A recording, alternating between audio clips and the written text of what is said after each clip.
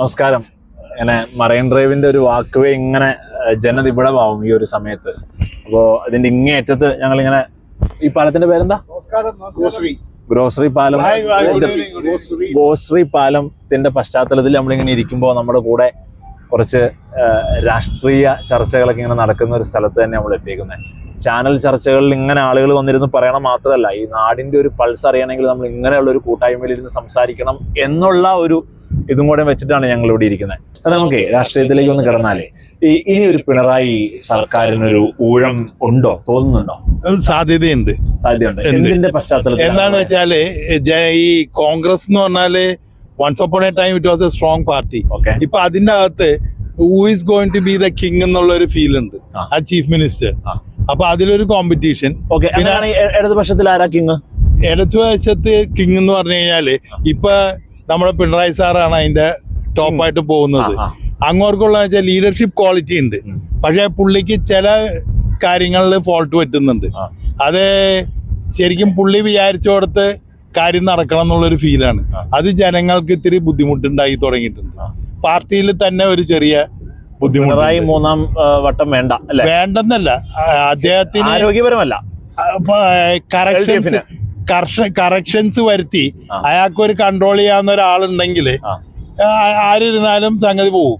Okay, ഇനി നമുക്ക് പിണറായിയെ മാറ്റി നമ്മൾ ചിന്തിക്കുകയാണെങ്കിൽ ആരെയാണ് നമുക്ക് പറയാൻ സാധിക്കുക സാറേ? അതിനെക്കുറിച്ച് എനിക്കൊന്നും ഒന്നും പറയാനില്ല. എന്നാൽ ഇവരുടെയൊക്കെ കൂടെയുള്ള ഒരു ചങ്ങാത്തത്തിൽ കുറച്ച് രാഷ്ട്രീയമൊക്കെ ഇങ്ങനെ മനസ്സിൽ വരുമ്പോൾ, അടുത്ത ചങ്ങാത്തം സ്ട്രോങ് ആയിട്ടില്ല, ഒന്ന് രാഷ്ട്രീയമൊക്കെ പഠിപ്പിക്കണം കേട്ടോ. അല്ല, നമുക്ക് റിയാസിനെ ആക്കിക്കൊണ്ട് കുഴപ്പമില്ല. അപ്പൊ ഒരുപാട് സീനിയർ ആളുകൾ, ഈ നമ്മുടെ തോമസ് ഐസക്കും ജി സുധാകരനൊക്കെ ജീവിച്ചിരിപ്പുണ്ടോ? അവരൊക്കെ ഉണ്ട്. തോമസ് സാർ എന്ന് പറഞ്ഞു കഴിഞ്ഞാല് അങ്ങോട്ട് ആ ബഡ്ജറ്റ് ടൈമിൽ വരും. പുള്ളിയുടേതായിട്ടുള്ള ആരോഗ്യവും പുള്ളി ഒരു സോഷ്യൽ ഇതിലേക്ക് മാറിയിരിക്കുന്ന ആളാണ്. സാറിലേക്ക് വരാം.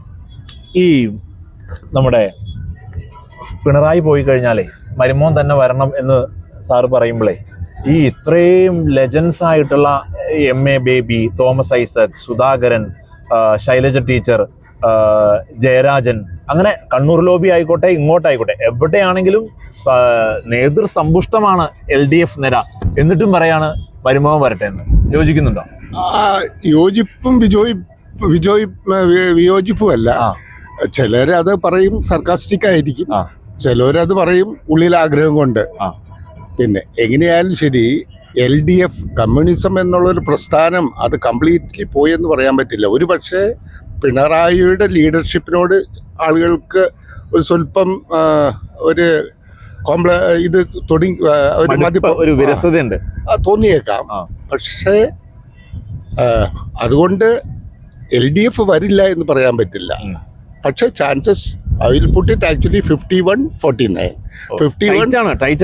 51 for Congress and 49 for LDF. അപ്പോൾ ഈ 10 വർഷം പ്രതിപക്ഷത്തിൽ ഇരുന്നിട്ടും ഒരു 51 കൊടുക്കാനേ കോൺഗ്രസിന് പറ്റുന്നുള്ളൂ, അങ്ങനെ ഒരു ചോദ്യം കൂടെ ഉണ്ട് അല്ലേ? കോൺഗ്രസിന്റെ ഈസി ആയിട്ട് വരാമായിരുന്നു, പക്ഷേ മറ്റുള്ള ചില പ്രശ്നങ്ങളാണ്, നാഷണൽ, ലോക്കൽ ആൻഡ് ഇന്റേണൽ.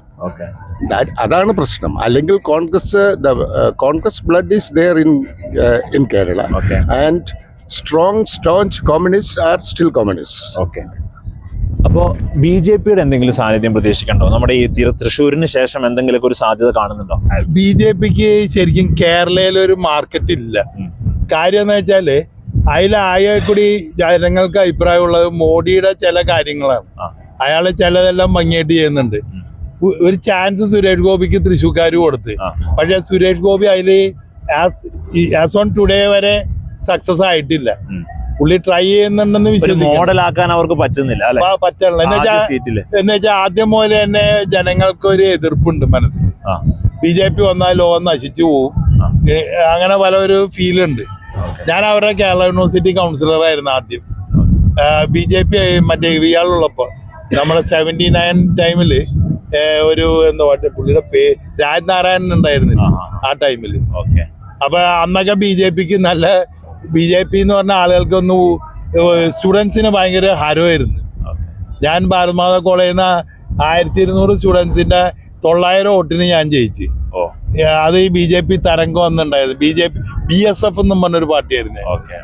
അങ്ങനെ അതില് മാസ് പാർട്ടിയും BJP ഉണ്ട്. സൈമൺ ബ്രിട്ടോ ആയിരുന്നു ഞങ്ങളുടെ കൂടെ ഉണ്ടായിരുന്നത്. ഓക്കെ ഓക്കെ ഞാനും Simon okay Britto sir, thank you. ഒക്കെ ആയിരുന്നു. നമുക്ക് അടുത്തൊരു ക്യാപ്റ്റനായിട്ട് LDF ശൈലജ ടീച്ചറിനെ കാണാൻ 1% സാധ്യത കാണുന്നുണ്ടോ? ശൈലജ ടീച്ചർ ആരോഗ്യവകുപ്പിൽ ഇരുന്നപ്പോ നല്ല പേരുണ്ടായിരുന്നു.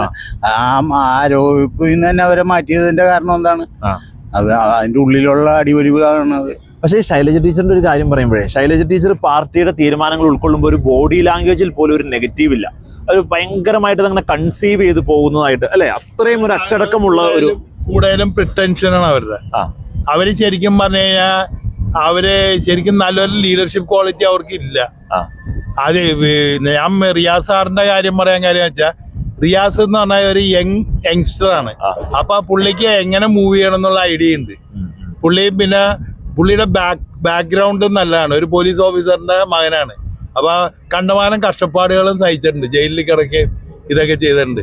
പക്ഷേ പുള്ളി എന്ന് പറഞ്ഞു കഴിഞ്ഞാൽ ഉള്ള ലീഡേഴ്സിൽ ഒരു ക്വാളിറ്റി ഞാൻ അയാളിൽ കണ്ടിട്ടുണ്ട്. ഞാൻ പാർട്ടിയുടെ ഇതായിട്ട് പറയല്ല, as an individual is A good person Riyas എന്നുള്ളതാണ്. കോൺഗ്രസ് വരികയാണെങ്കിൽ അടി പൊളിയായിരിക്കും അല്ലെ, അടിയും ഇടിയായിരിക്കും നടക്കുക. ആരെങ്കിലും മുഖ്യമന്ത്രി സ്ഥാനാർത്ഥിയായിട്ട് പ്രതീക്ഷിക്കാനെങ്കിലും പറ്റുന്നുണ്ടോ? അല്ല, എനിക്ക് കേരളത്തിന്റെ സ്ഥിതി അധികം അറിയാൻ പാടില്ല. അതിന്റെ ഇന്റേണൽ പൊളിറ്റിക്സ് ജനറൽ ആയിട്ടുള്ള ഒരു ഔട്ട്ലുക്കേ ഉള്ളൂ. കേരളത്തിലെ അടി എന്ന് പറഞ്ഞാൽ ആര് വന്നാലും മറ്റവർ എതിർക്കും. പിന്നെ അവസാനത്തിൽ ആരെങ്കിലും കയറി വരും. പ്രതിപക്ഷ നേതാവിനെ തെരഞ്ഞെടുക്കാൻ 45 ദിവസം എടുത്ത പാർട്ടിയാണ് കോൺഗ്രസ് കഴിഞ്ഞ തവണ. അത് നമ്മൾ മറക്കരുത്. പ്രതിപക്ഷത്ത് ഇരുന്നിട്ട് മടിയായിരുന്നു പ്രതിപക്ഷ നേതാവ് ആരാന്നുള്ളതിൽ.